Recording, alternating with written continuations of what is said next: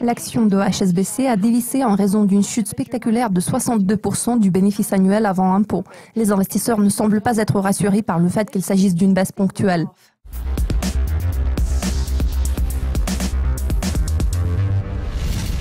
Le cours de l'action HSBC a chuté en réaction à la publication de résultats annuels décevants ainsi qu'à des charges de dépréciation inattendues.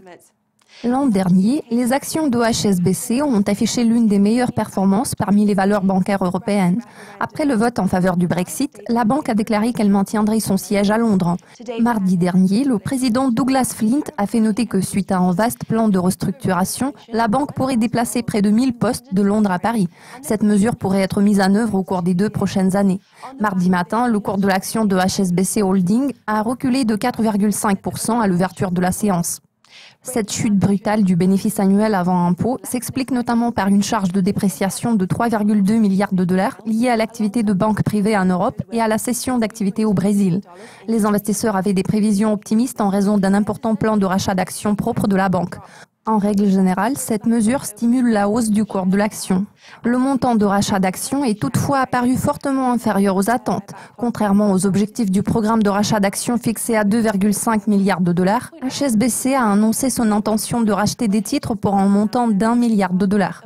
Mardi dernier, l'action du géant a glissé à l'ouverture de la bourse de Londres. Le président du groupe Douglas Flint a commenté la baisse des bénéfices du géant comme suit.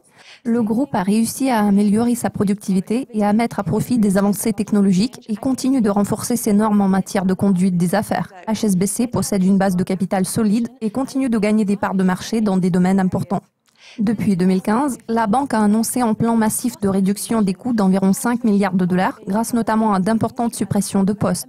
En parlant de la transition du système bancaire vers le numérique, le chef de la direction de HSBC, Stuart Gulliver, a précisé que la banque investissait plus de 2 milliards de dollars dans les nouvelles technologies du numérique, visant à améliorer son service client et à moderniser ses systèmes en ligne.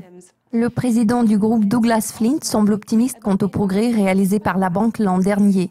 Selon lui, on se souviendra longtemps de 2016 comme l'année des développements économiques et politiques importants et largement inattendus, laissant présager une évolution des relations géopolitiques et économiques établies qui ont façonné les échanges entre les économies développées et le reste du monde.